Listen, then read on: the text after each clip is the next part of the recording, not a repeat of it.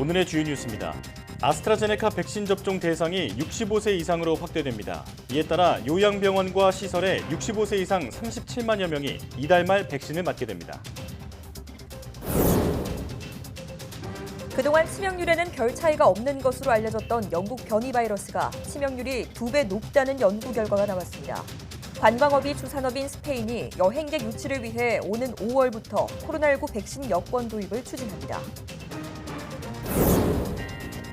미 보건당국이 집단 면역이 형성되기 전에라도 백신 접종자는 여행 제한 등 규제를 완화할 방침입니다. 앞서 당국은 접종자끼리는 마스크를 쓰지 않고도 만날 수 있다는 지침을 내놨는데 수준의 여행이나 외출 등 추가 지침이 나올 전망입니다. 식품의약품안전처가 YTN이 보도한 제약사 바이넥스의 원료 용량 조작과 관련해 전격 압수수색에 나섰습니다. 한국제약바이오협회는 바이넥스의 원료 용량 조작과 관련해 의약품을 생산하는 제약기업에서는 절대 발생해서는 안 될 일이라며 극히 유감이라고 밝혔습니다. 태양광 발전은 친환경적이면서 지속 가능하다는 점에서 미래 에너지원으로 주목받고 있습니다.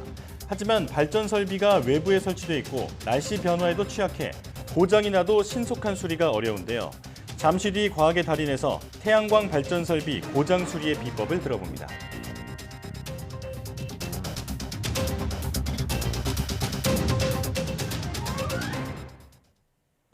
여러분 안녕하십니까? 사이언스 투데이 시작합니다. 고령층 임상자료 부족으로 접종이 보류됐던 아스트라제네카 백신을 65살 이상 연령대에도 마치기로 했습니다.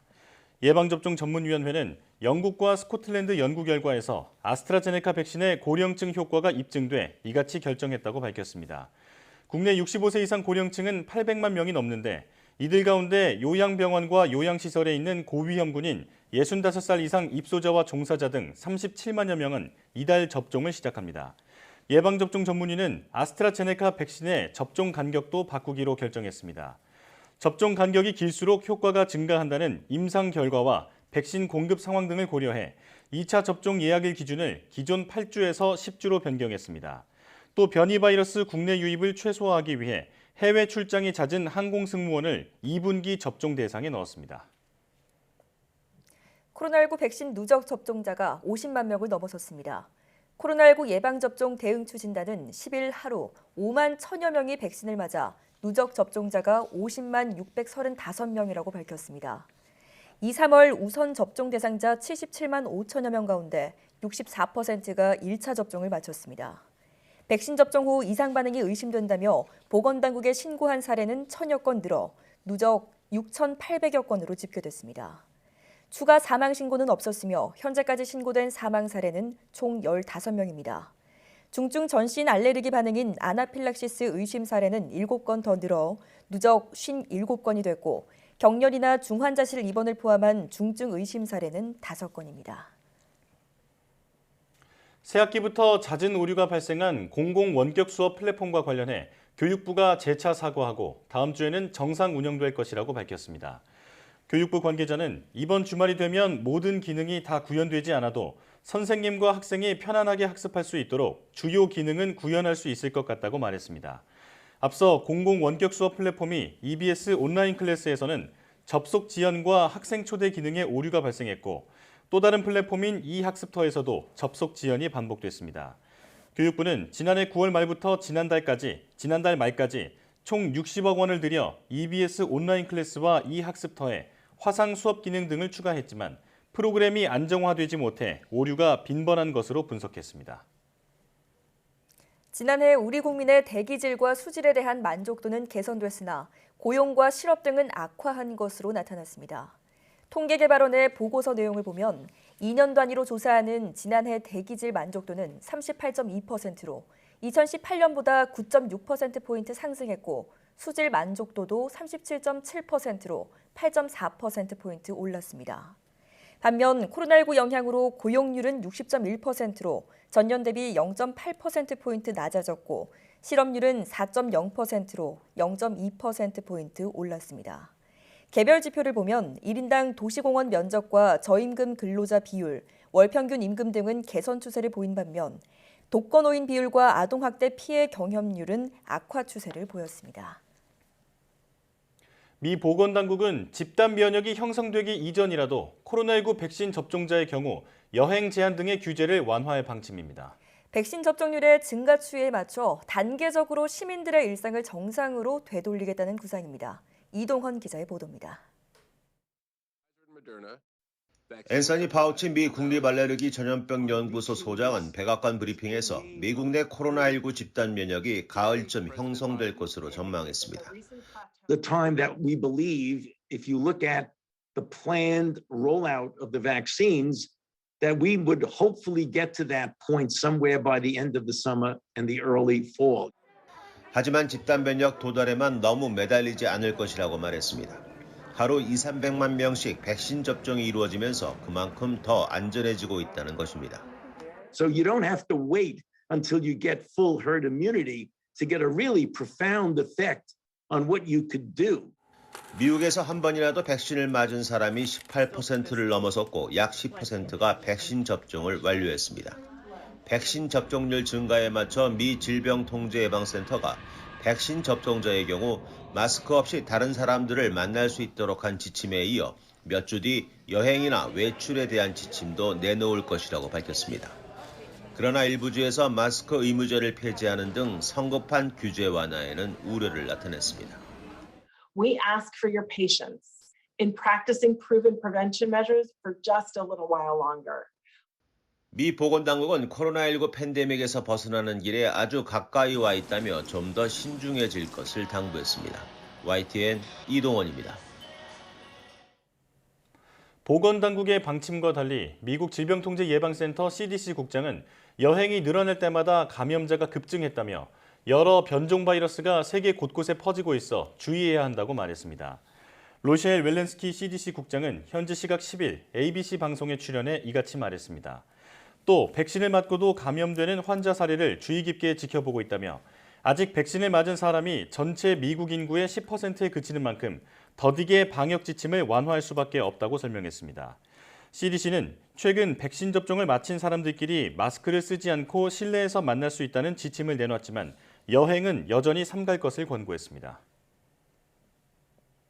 브라질의 코로나19 하루 사망자가 급증세를 보이면서 미국을 넘어서고 있습니다.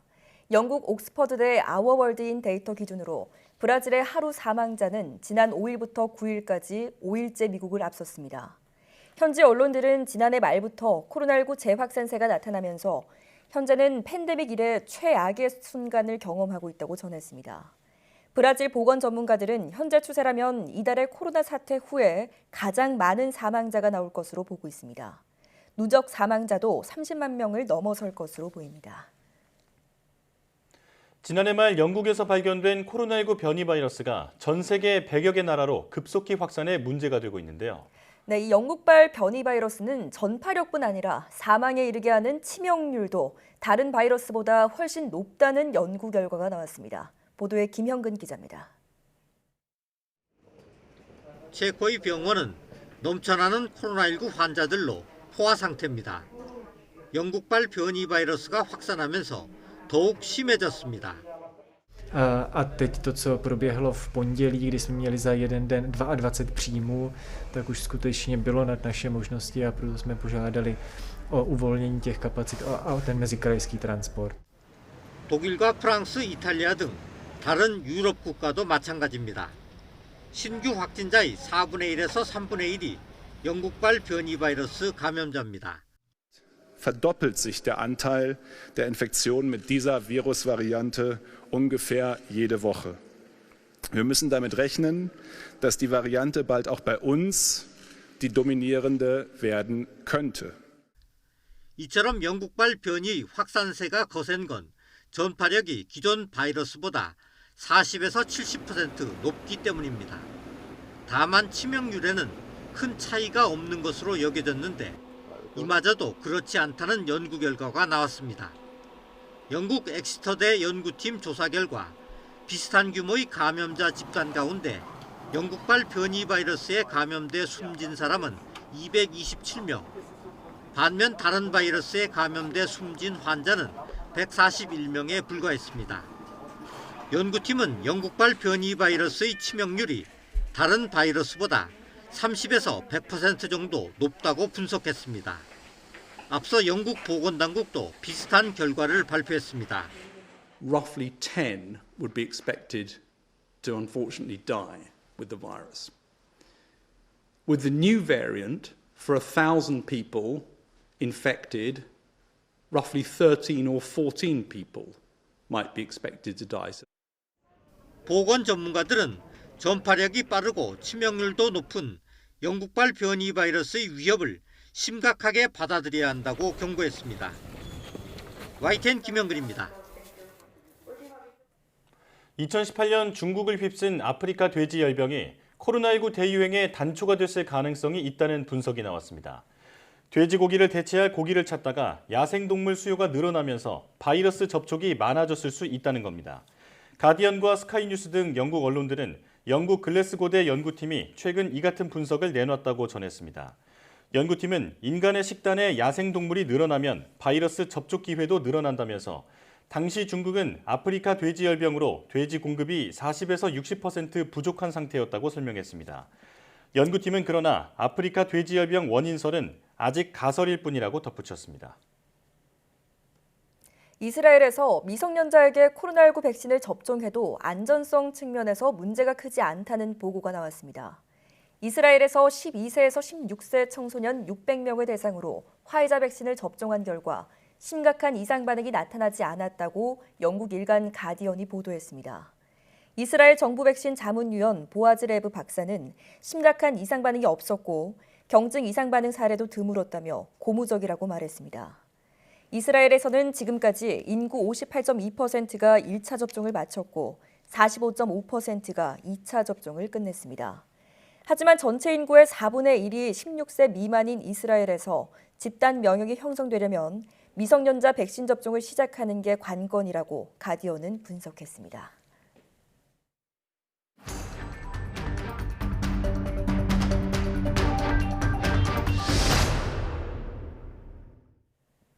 국내 코로나19 신규 확진자 수가 사흘째 400명대 중후반을 기록한 가운데 오는 12일 다음 주부터 적용되는 거리 두기 조치가 발표될 예정입니다. 네, 정부는 아스트라제네카 백신 접종 대상을 만 65세 이상 고령층으로 확대하겠다라고 밝혔는데요. 코로나19 브리핑 고려대학교 약학대학 김정기 교수와 함께 자세히 알아보도록 하겠습니다. 교수님 나와 계시죠? 네, 안녕하세요. 네, 3,400명대 정체가 길어지고 있는데 신규 확진자 수가 줄지 않고 오히려 소폭 늘어나면서 4차 대유행이 현실이 되지 않을까 우려가 커지고 있습니다. 교수님께서는 어떻게 보십니까? 글쎄요. 말씀하신 것처럼 그제, 어제, 그리고 오늘까지 연사흘 400명대 신규 확진자 규모를 보이고 있거든요. 네. 그런데 아직은 4차 유행의 전조라고 보기에는 좀 어렵지 않나 이런 생각을 가지고 있고 네. 현재의 경향성은 현재 사회적 거리두기 단계나 방역 조치가 신규 확진자 규모를 더 이상 줄이기에는 역부족으로 나타나는 현상이 아닐까 생각을 하고 있습니다. 네. 만약에 여기서 방역 조치가 더 완화되거나 아니면 앞서 리포트에서 나온 것처럼 변이 바이러스가 지역사회, 우리나라 지역사회 내에서 본격적으로 전파가 진행이 되게 되면 그때 아마 4차 유행이 시작되지 않을까 이런 생각을 가지고 있습니다. 예. 다음 주부터 적용될 거리두기 조치가 12일 발표됩니다. 지금 상황으로는 완화되기 어려워 보이는데요. 어떻게 해야 할까요?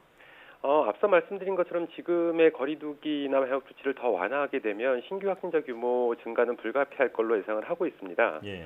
일단 정부에서는 경제적인 부분을 고려를 하고 있기 때문에 적어도 지금의 방역 조치를 유지하거나 아니면 방역적인 측면으로만 봤을 때는 보다 강화된 방역 조치를 취하는 게 맞지 않을까 생각을 하고 있습니다. 예. 네. 하지만 최근의 방역 정책을 보면 아무래도 지금보다 더 강화된 방역 조치로 가기는 어렵지 않을까 이런 생각을 가지고 있고요. 예. 그렇기 때문에 적어도 유지하는 방향으로 가지 않을까 생각을 하는데 일단은 여러 가지 상황상 변이 바이러스의 지역사회 내 전파가 조만간 본격화될 가능성이 상당히 높거든요. 예. 네. 그렇기 때문에 변이 바이러스가 지역사회 내에서 본격화되기 이전에 가능하면 신규 확진자 규모를 최대한 줄이는 게 가장 타당하지 않을까 이런 생각을 가지고 있습니다. 예. 자, 결국 우리 방역 당국도 아스트라제네카 백신을 65세 이상 고령층에 접종하기로 했습니다. 접종이 보류됐던 65세 이상 요양병원과 시설의 입소자와 종사자 등이 이번 달 접종을 받게 될 예정인데요. 이번 결정 어떻게 보십니까? 일단 이번 결정에 대해서는 찬성하는 입장입니다. 그러니까 과거에도 말씀드렸던 것처럼 아스트라제네카 백신 접종 대상과 관련해서 논란이 되었던 부분이 과거 임상 3상 시험 단계에서 65세 이상의 고연령층 대상 비율이 적었다는 부분인데요. 네. 이 고령층 비율이 효능이나 안전성 부분에서 7%에서 9%대로 다른 연령층에 대비 적기는 합니다.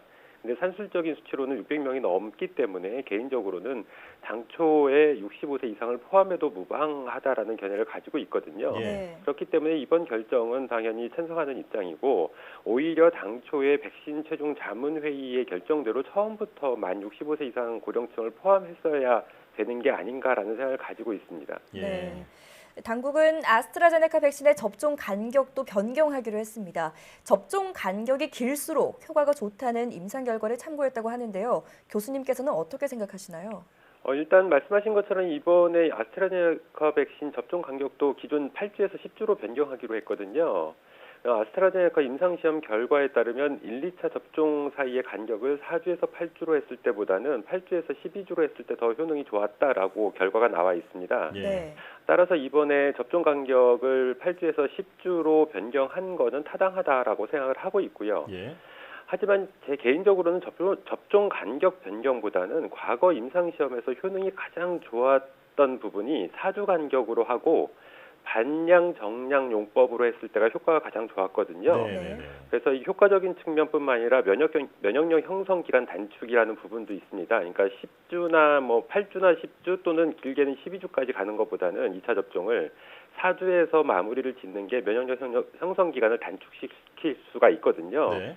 그래서 이러한 용법이 더 적절하다라고 보는데 아스트라제네카 측에서 이에 대한 보완 자료를 제출하지 못하고 있기 때문에 저 개인적으로는 이 방법이 더 타당하다라고 보는데 실현 가능성은 어렵지 않나 이런 생각을 가지고 있습니다. 예. 네. 이번 결정이 타당하지만 용량 변경도 고려해 볼 만하다 이렇게 말씀을 해주셨습니다. 백신 접종 후에 고열이나 근육통 등을 호소하는 사례가 늘고 있습니다. 특히 SNS에서 젊은이들을 중심으로 이런 증상을 호소하는 사례가 나타나고 있는데 어떤 이유 때문일까요?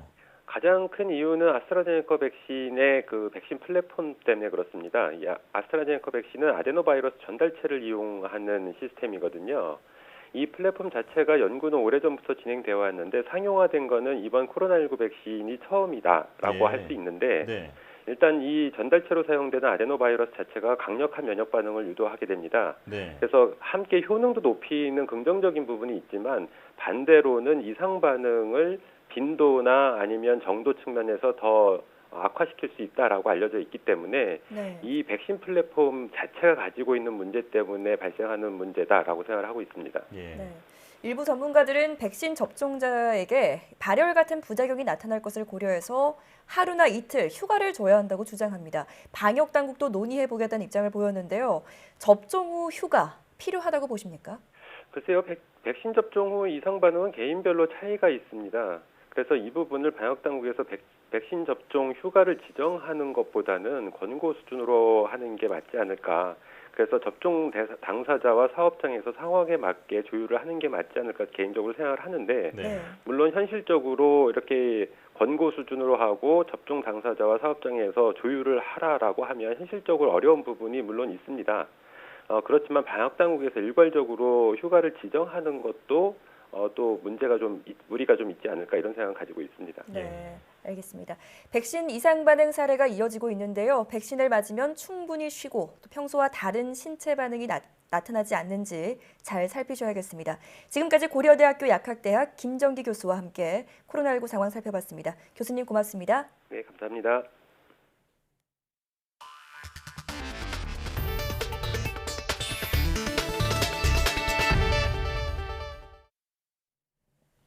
YTN에서 단독 보도한 제약사 바이넥스의 원료 용량 조작과 관련해 식약처가 조사 착수 이틀 만에 전격 압수수색에 나섰습니다. 네, 바이넥스의 부산 본사 공장 등에 수사관 18명을 투입해서 불법 제조 정황이 담긴 증거 확보에 주력했습니다. 김우준 기자의 보도입니다. 지난 8일 YTN의 단독 보도 직후 바이넥스 공장을 현장 조사한 식약처. 이틀 만에 강제 수사로 전환했습니다. 부산 본사와 제조 공장 등에 수사관 18명을 투입해 압수수색을 벌인 겁니다. 수사 관계자는 바이넥스 사태의 중대성을 고려해 발빠르게 움직이고 있다고 설명했습니다. 32개 중심으로 모든 걸 다 보려고 합니다. 서울 서부지검의 지휘로 수사관들은 회사 내부 문건과 PC 자료 등을 확보해 살펴보고 있습니다. 식약처가 제재를 내린 바이넥스 제품 38개를 중심으로 불법 제조 과정을 들여다보겠다는 겁니다. 업계 관계자들은 터질 게 터졌다고 입을 모았습니다.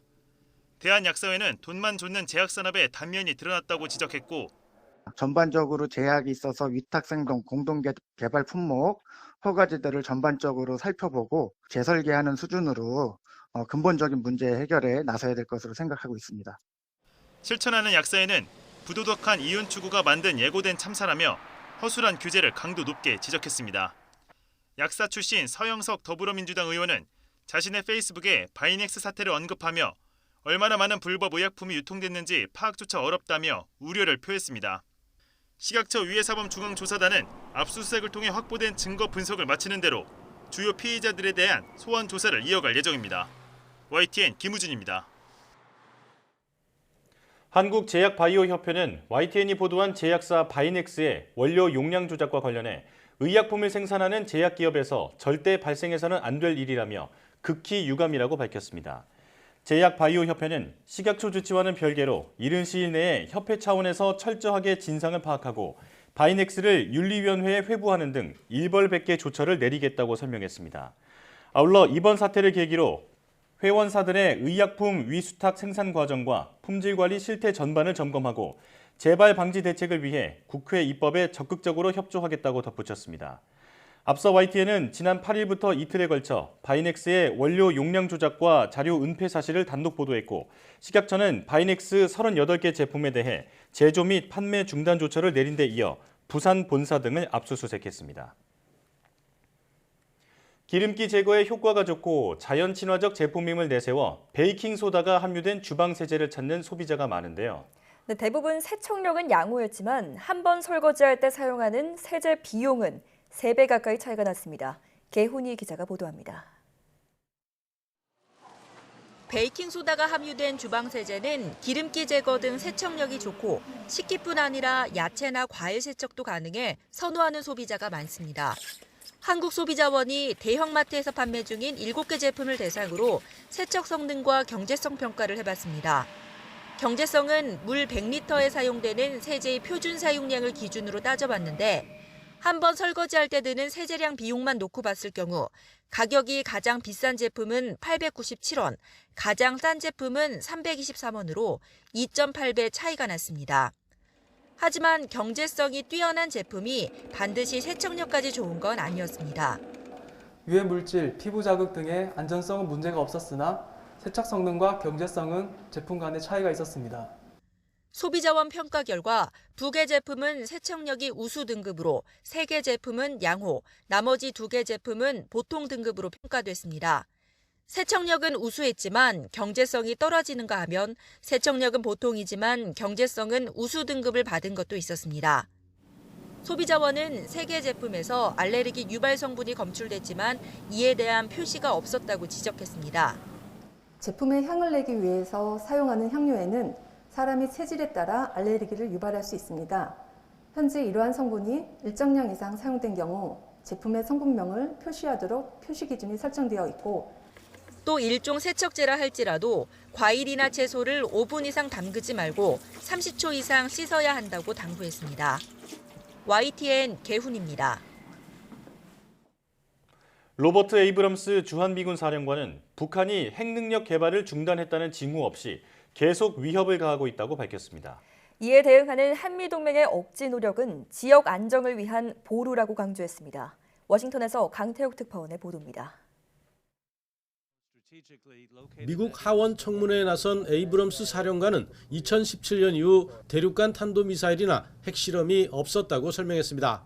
하지만 변화하는 국제안보 환경 속에서 북한의 위협은 계속되고 있다고 강조했습니다. 북한이 핵과 첨단 미사일 시스템, 사이버 능력, 기타 재래식과 신흥 비대칭 군사기술 개발을 계속하고 있다는 겁니다. 특히 지난 1월 열병식 때 신형 잠수함 발사 탄도미사일과 새로운 고체 추진 탄도미사일을 선보였다고 지적했습니다. 데이비드 헬비 국방부 인도태평양 안보 수석 부차관보도 이를 확인했습니다. North Korea's continued pursuit of weapons of mass destruction and ballistic missile programs constitutes an extraordinary threat to the United States and our allies and partners in the region. 에이브럼스 사령관은 이렇듯 북한의 끈질긴 새로운 무기 개발에 대한 투자는 한미동맹의 중요성을 강조한다고 밝혔습니다. 한미동맹이 한반도를 방어하는 역할을 해왔다면서 억지 노력은 지역 안정을 위한 보루라는 겁니다. The ROK-US alliance remains the linchpin of security and stability in Northeast Asia, and our partnership continues to grow by promoting economic cooperation, mitigating threats to regional stability, and fulfilling our commitments to allies and partners in the region. 특히 한미연합군은 북한의 어떠한 공격과 위기 상황에도 완벽히 대응할 준비가 돼 있다고 강조했습니다. 에이브럼스 사령관은 북한의 비핵화를 위한 외교의 여지를 제공하기 위해 지난 몇 년간 연합훈련을 조정했다고 설명했습니다. 하지만 이 같은 조정이 앞으로도 더 적용되는지에 대해서는 구체적으로 언급하지 않았습니다. 워싱턴에서 YTN 강태욱입니다. 미얀마 군사 정권이 쿠데타에 맞서 파업을 벌여온 철도 노동자 등 시민 불복종 운동 세력에 대한 탄압을 본격화하고 있습니다. 유엔 안보리가 폭력 진압을 규탄하는 의장 성명을 내기로 했지만 미얀마 군정의 실질적인 압박 수단이 되기는 어려울 것이란 평가입니다. 박경석 기자의 보도입니다. 군경의 무력 진압을 피해 사람들이 필사적으로 달아납니다. 숨가쁘게 도망치는 시위대 등 뒤로 총소리가 끊이지 않습니다. 미얀마 군경이 시민 불복종 운동의 일환으로 파업을 벌여오던 철도 노동자들의 거주지를 급습한 것입니다. 철도와 병원, 은행 파업 등이 중심이 된 시민 불복종 운동에 대한 미얀마 군정의 탄압이 본격화된 것으로 보입니다. 지난 3일 유혈 진압으로 10명가량 숨진 것으로 알려진 양곤 노스 오칼라파 지역 등에서도 수백 명이 추가로 체포됐습니다. 언론사 재갈 물리기도 한층 속도를 내고 있습니다. 미얀마 나우 등 현지 언론 5곳의 허가를 취소한 군경은 사무실에 난입해 취재 장비와 컴퓨터 등을 압수했습니다. Their way of trying to crack down on, the atrocities that they're committing against the protesters and just the general population in Myanmar. 무자비한 유혈 진압이 이어지고 있지만 국제사회는 제 목소리를 내지 못하고 있습니다. 유엔 안보리는 폭력 진압을 규탄하는 의장 성명을 채택했지만 초안에 비해 내용이 크게 후퇴했습니다. 쿠데타라는 표현이 빠지고 유엔 제재 가능성을 언급하는 내용도 사라져 미얀마 군정의 강경 진압에 제동을 걸기엔 역부족이란 평가입니다. 국제사회가 서로 다른 셈법으로 머뭇거리는 사이 사망자가 이미 60명을 넘어서는 등 미얀마 시민들의 희생은 더욱 커지고 있습니다. YTN 박경석입니다. 미국이 미얀마 군사 정권을 이끄는 민 아웅 흘라잉 최고사령관의 가족을 상대로 제재를 가했습니다. 미 재무부는 성명을 통해 흘라잉 최고사령관의 2 성인 자녀와 이들이 장악한 기업체 6개에 대해 미국 내 자산 동결, 거래 금지 등의 제재를 내린다고 밝혔습니다. 재무부는 민주적으로 선출된 미얀마 문민정부를 겨냥한 군부의 쿠데타와 평화로운 시위대를 잔혹하게 삭살한 데 대응해 이같이 조치했다고 설명했습니다. 도미닉 라브 영국 외무장관은 영국도 추가 제재 부과를 검토하고 있다며 미얀마 정권이 권력 남용과 인권 침해로부터 이익을 얻어서는 안 된다고 밝혔습니다. 일본군 위안부를 자발적 매춘부로 주장한 마크 램지어 미국 하버드대 로스쿨 교수가 국제적 반발에 직면했다고 미 CNN 방송이 보도했습니다. CNN은 일본군 위안부가 실제로는 자신이 매춘을 선택한 것이라고 주장한 램지어 교수의 논문이 나온 이후 이 같은 반발이 촉발됐다고 전했습니다. 또 위안부 문제는 한국과 일본 사이 긴장이 흐르는 주제라며 일본이 1993년 고노 담화에서 위안부 동원의 강제성을 확인했지만 최근 일본은 위안부를 둘러싼 역사를 숨기려고 노력했다고 지적했습니다. 토마스 바흐 국제올림픽위원회 IOC 위원장의 연임이 확정됐습니다. 독일 출신인 바흐 위원장은 화상으로 진행된 제137차 IOC 총회에서 연임이 확정돼 오는 2025년까지 위원장직을 수행하게 됩니다. 바흐 위원장은 총회 개막 연설에서 코로나19 여파로 1년 연기된 도쿄올림픽을 올 여름 개최할 것이라고 재차 강조하며 개막식이 7월 23일 열릴 것이라는데 의심의 여지가 없다고 말했습니다. 바흐 위원장은 지난해 9월 이후 세계 선수권과 월드컵 대회가 270개 정도 열렸다며 어떠한 경기도 바이러스의 전파자 역할을 하지 않았다고 강조했습니다.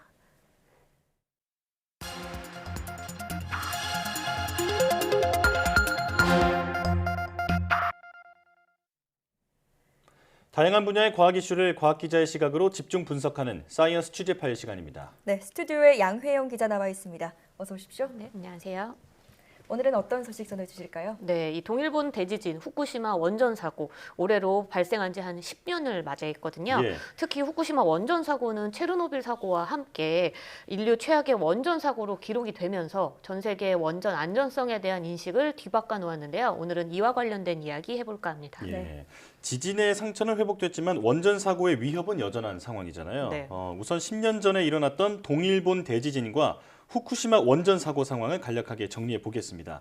자, 시작은 해저 지진이었죠? 네, 그렇습니다. 2011년이었죠. 2011년 3월 11일 오후 2시 46분에 일본 동북지방 인근 바다 밑에서 규모 9.0의 강진이 발생했습니다. 네. 이는 1900년 이후 전 세계에서 네 번째로 강했던 지진이었는데요. 해저 지진은 곧바로 최대 40.5m의 쓰나미를 일으켰습니다. 예. 이로 인해서 16,000여 명가량이 사망했고요. 이 중 2,500여 명은 아직 시신도 찾지 못한 상황입니다. 예. 쓰나미는 후쿠시마 해안에 있던 원자력 발전소도 그대로 덮쳤는데요. 후쿠시마 제1원전의 전원 공급이 차단되면서 1, 2, 3호기의 원자로가 녹아내리는 노심 육룡이 일어났고요. 수소 폭발도 이어졌습니다. 네. 이 엄청난 방사능이 누출되면서 후쿠시마 원전이 인류 최악의 원전 사고가 된 셈인 거죠. 예. 네. 다시 보니까 사고의 규모가 엄청났었다는 생각이 드네요. 네. 올해로 사고 발생 10년이니까 후쿠시마 원전이 최소한의 수습은 되지 않았을까 싶은데 어떤가요? 네, 이 도쿄연력은 우선 10년 사이에 이제 나름 어느 정도 수습을 좀 했습니다. 지난 2014년에는요, 원자로가 유일하게 녹지 않았던 4호기의 핵 연료봉 1,535개를 모두 회수하는 데 성공했고요. 네. 3호기의 수존에 머물러 있었던 핵연료 566개도 지난해 반출에 완료했습니다. 하지만 최대 40년 안에 원전 폐로까지 완료하겠다고 세웠던 이 도쿄전력의 계획은 이미 어긋난 상황인데요. 예. 이 수소 폭발이 일어났던 1호기, 또 건물 내 방사선량이 굉장히 높은 지금 2호기 내 안에 남아있는 사용 후 핵연료는 전혀 반출하지 못한 상황입니다. 네. 또 사고 당시 녹았던 원자로 노심은 현재 굳어진 상태인 고체 연료 파편 상태로 있는데요. 이게 한 880톤 정도에 달합니다. 예. 도쿄전력이 이 고체 연료 파편은 2019년 하반기부터 채취를 해서 제거를 하겠다 이렇게 발표했지만 그 계획을 2021년으로 연기를 한번 했고요. 올해가 2021년이잖아요. 네. 근데 올해는 또 코로나19 때문에 할 수 없는 상황이라 내년으로 연기하겠다 이렇게 발표했습니다. 예. 이 문제는 핵연료가 어떻게 손상됐는지 또 어디에 얼만큼 있는지 정확히 파악하지 못하고 있는 상황인 건데요. 또 후쿠시마 원전 내부에는 초강력 방사선이 아직도 방출되고 있다고 합니다. 네. 이 초강력 방사선은요, 사람이 이 환경에 1시간 정도 노출되면 사망에 이를 수 있는 수준이라니까 현장 작업도 당장은 쉽게 이루어지기 어려운 상황입니다. 예. 네. 설명을 들어보니까 원전 내부의 방사성 물질 제거는 거의 진척이 없다. 이렇게 네. 봐도 무방할 정도인데요. 자, 그렇다면 원전 밖으로 퍼졌던 방사성 물질 제거 상황은 어떤가요?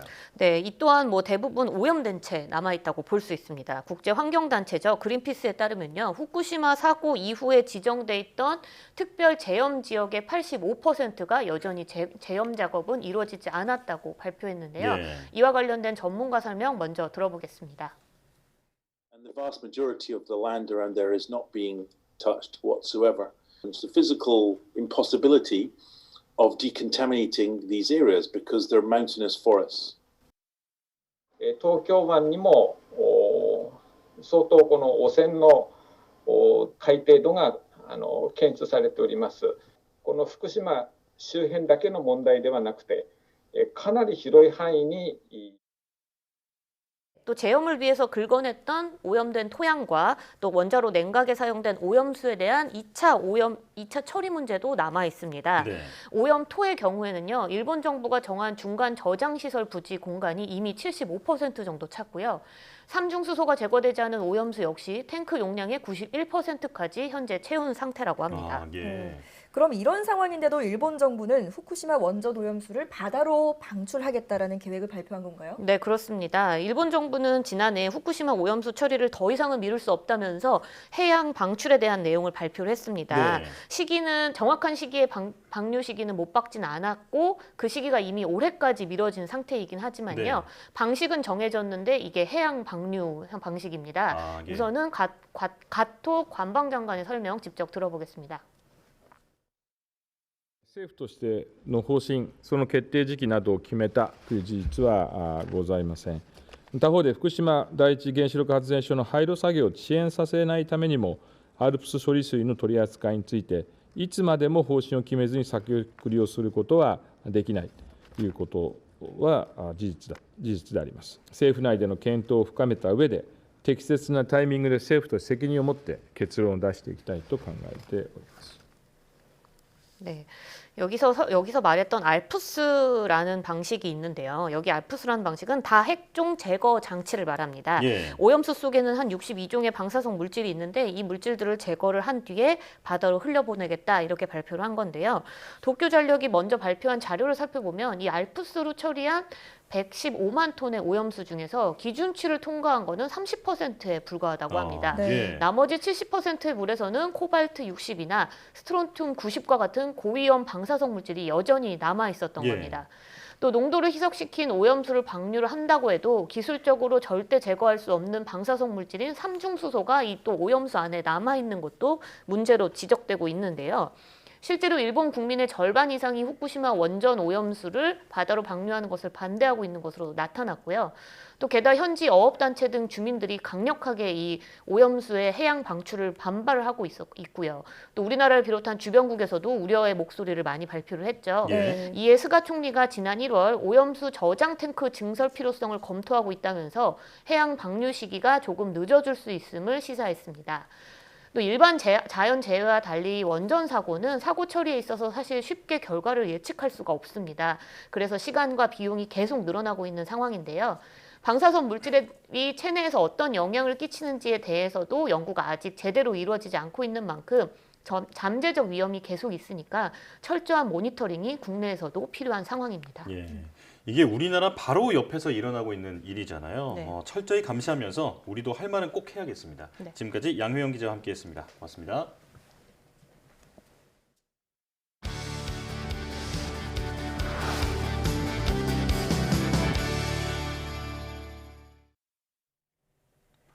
미래의 대체 에너지로 태양광 에너지가 주목받고 있죠. 그런데 태양광 발전 설비는 외부에 설치돼 날씨 변화에 취약하고 고장이 나도 바로 확인이 어렵다는 단점이 있습니다. 이런 문제를 이동형 진단 장비로 해결한 분이 있다고 하는데요. 네, 오늘 과학의 달인에서 한국에너지기술연구원 태양광연구단 강기환 책임연구원을 만나보겠습니다. 어서 오십시오. 어서 오십시오. 안녕하십니까? 네. 자, 태양광 에너지는 친환경적이고 또 발전 설비 설치도 쉽다는 장점이 있어서 가장 대표적인 미래 대체 에너지로 손꼽히고 있는데요. 자, 그렇다면 일단 어떻게 햇빛을 전기로 바꿀 수 있는지 원리부터 좀 알아볼까요? 네, 알겠습니다. 이 태양광 발전 시스템은 크게 태양전지, 모듈, 어레이, 접속함, 그리고 전력 변환 장치로 구성되어 있는데요. 이 태양전지는 직접 태양빛을 받아서 전기 에너지로 바꿔주는 반도체 소자의 일종입니다.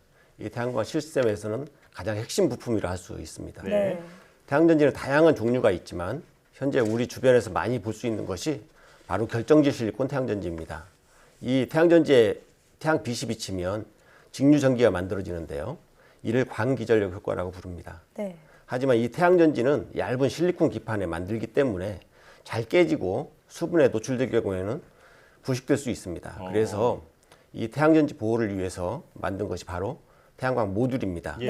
이 태양광 모듈은 보통 수십 장의 태양전지가 직렬로 연결돼서 만들어지는데요. 전압을 높여주기 위해서 다시 10장, 20장씩 직렬로 연결해 어레이를 구성을 합니다. 이 태양광 어레이는 접속함에 모여서 직류를 교류로 바꾸는 전력 변환 장치를 통해서 우리가 사용할 수 있는 전기로 만들어줍니다. 네, 그러니까 태양광 발전 시스템은 크게 태양 전지, 모듈, 어레이, 접속함, 또 전력 변환 장치 이렇게 구성이 되어 있다는 건데 여러 장치를 통해 구현되는 만큼 고장이 생겨도 발견하기가 쉽지 않을 것 같습니다. 네, 맞습니다. 태양광 발전소 설치 용량에 따라서 작게는 수십 장부터 많게는 수만 장의 태양광 모듈이 설치되는데요. 앞서 태양광 모듈이 보통 20장씩 직렬로 연결돼서 어레이를 구성한다고 말씀드렸잖아요. 이렇게 직렬로 연결된 어레이가 접속함에서 20개씩 또 합쳐집니다. 이 합쳐져서 전력 변환 장치에 연결되기 때문에 중간에 고장이 있어도 확인이 불가능합니다.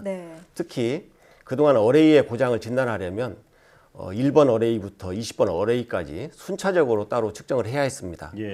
그러면 시간도 꽤 많이 걸리고 무엇보다도 측정하는 동안 태양 빛이나 온도가 수시로 변하기 때문에 측정의 정확도가 많이 떨어졌습니다. 또 태양광 모듈을 찾았더라도 정밀 진단을 하려면 모듈을 떼어내서 검사기관에 가져가서 의뢰했기 때문에 번거로움이 컸습니다. 직렬이다 보니 문제가 생기면 그 부품을 특정하기도 쉽지가 않고 그리고 또 이 부품들이 안쪽에 들어있기 때문에 확인하기도 또 고치기도 어려웠다. 이런 말씀인데요. 자, 그런데 연구원님께서 이런 문제를 해결하셨다고요? 네, 그렇습니다. 태양광 발전소 현장에 신속하게 출동해서 제품이나 시스템의 고장을 검사할 수 있는 이동형 검사 진단 플랫폼과 또 여러 개의 태양광 어레이를 동시에 검사할 수 있는 다채널 어레이 검사 장비를 개발했습니다.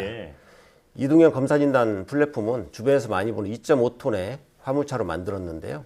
개발된 다채널 어레이 검사 장비를 포함해서 직류와 교류의 전력 품질을 분석하는 고정밀 전력 분석계, 그리고 태양광 모듈의 성능을 측정하는 솔라 시뮬레이터가 탑재되어 있습니다. 또 태양광 모듈 내부의 고장 여부를 정밀 진단하는 EL 검사 장비와 태양광 모듈의 온도 분포를 분석해서 열화 진행 정도를 관찰하는 드론 열화산 장비 등 총 10여 종의 검사 장비가 탑재되어 있다고 보시면 되겠습니다. 그동안 검사는 하나씩 어레이마다 전압 전류를 특성만 재고 검사했기 때문에 전체 성능을 분석하기에는 상당히 어려웠는데요. 기후 환경 변화에 따라 특히 반영하지 못했기 때문에 측정의 재현성이나 이런 것들이 많이 떨어졌습니다. 하지만 다채널 어레이 검사 장비는 동시에 전압 전류 특성을 측정하고 한 화면을 통해서 성능이 낮은 어레이나 고장 어레이 등을 동시에 확인할 수 있기 때문에 아주 좋은 장점이 있습니다. 태양광 발전 설비 전용 출동 서비스라고 봐도 좋을 것 같은데요. 이동형 검사 진단 플랫폼 개발로 현장에서 가장 크게 달라진 점은 무엇인가요? 연간 국내에 설치되는 태양광 모듈은 보통 2기가와트 정도 규모로 설치가 되고 있습니다. 1kW 설치 비용을 약 150만 원이라고 예상한다면 연간 3조 원 규모의 예산이 투입되는 셈입니다. 그러니까 태양광 발전소의 설치는 물론 이후 관리하는 기술의 중요성이 요즘은 더욱더 커지고 있는데요.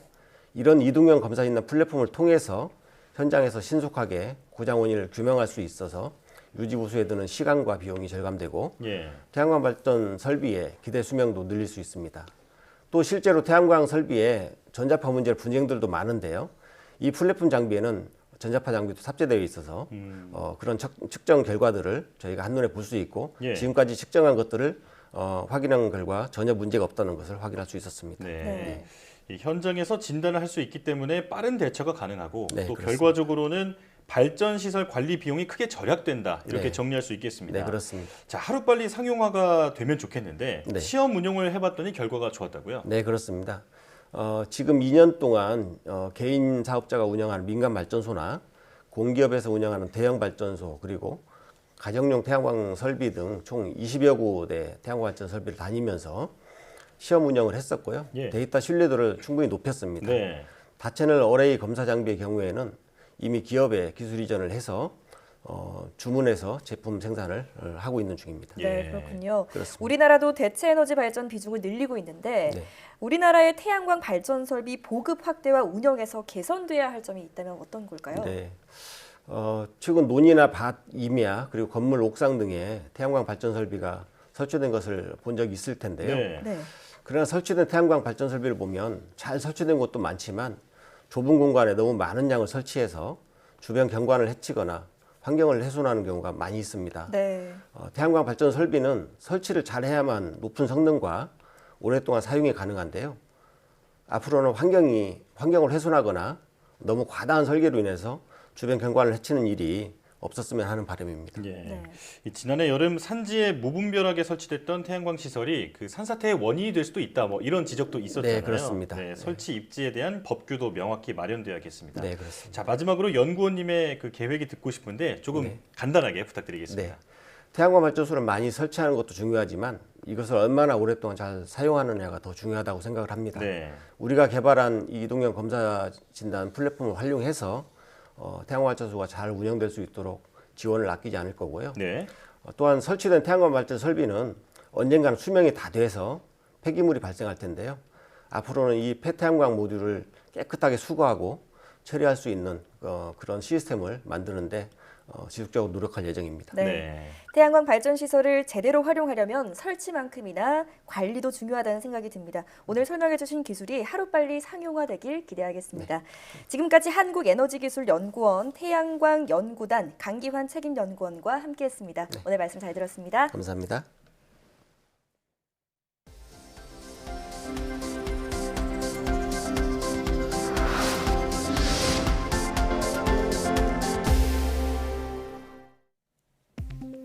우리나라의 과학기술 경쟁력이 향상되면서 최고 기술 보유국과의 기술 격차가 줄어든 것으로 나타났습니다. 과학기술정보통신부는 11대 분야 120개 중점 과학기술 수준을 미국과 중국, EU 등과 비교한 2020년도 기술 수준 평가에서 우리나라 기술 수준이 미국의 80.1%로 2018년보다 3.2%포인트 향상됐다고 밝혔습니다.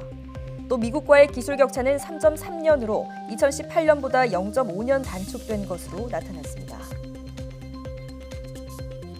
후천적으로 생긴 뇌 돌연변이가 조현병을 일으킬 가능성이 있다는 연구 결과가 나왔습니다. 카이스트와 미 스탠리 의학연구원 등 공동연구팀은 조현병 환자 27명의 사후 뇌 조직을 분석한 결과 이같이 나타났다고 밝혔습니다. 연구팀은 후천적으로 생긴 돌연변이가 뇌 신경회로를 망가뜨려 조현병을 유발할 가능성이 있다고 설명했습니다. 줄기세포 이식 후 치료 경과를 확인할 수 있는 기술이 개발됐습니다. 한국생명공학연구원과 연세대 연구팀은 자기공명 영상장치 MRI를 활용해 이식된 줄기세포를 지속해서 관찰할 수 있는 기술을 개발했다고 밝혔습니다. 연구팀은 망간 나노 입자를 이용해 줄기세포에 특이적으로 결합하는 항체를 만들고 MRI로 나노 입자 항체를 추적한 결과 이식된 줄기세포를 관찰할 수 있었다고 설명했습니다. 줄기세포는 다양한 세포로 분화해 손상 조직을 치료하는 데 활용될 수 있지만 목표 조직에 도달하는 비율이 낮아 지속적인 관찰이 필요합니다. 녹차나 홍차가 혈압을 떨어뜨리는 효과가 있다는 연구 결과가 나왔습니다. 미 어바인 캘리포니아대 연구팀은 녹차와 홍차에 들어있는 성분 가운데 혈압을 떨어뜨리는 성분 2가지를 발견했다고 밝혔습니다. 연구팀은 이 성분들이 혈관 벽에 있는 특정 단백질을 활성화해 더 많은 이온이 세포 안팎으로 이동하고 결과적으로 혈관이 이완돼 혈압이 떨어진다고 설명했습니다. 한국과학창의재단이 추진하는 공모사업의 연간 일정이 인터넷을 통해 공개됩니다. 창의재단은 2021년 진행하는 과학문화 창의 인재 육성 공모사업 59건의 공고 시점과 주요 일정 등을 재단 홈페이지를 통해 투명하게 제공한다고 밝혔습니다.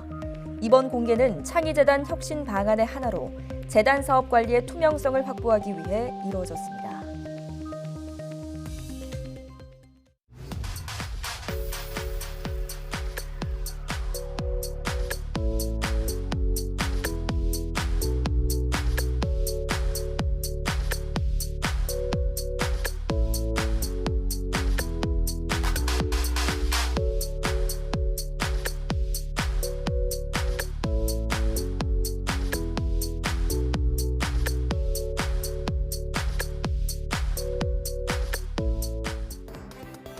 백신 이상 반응 신고가 이어지는 가운데 백신 누적 접종자가 50만 명을 넘었습니다.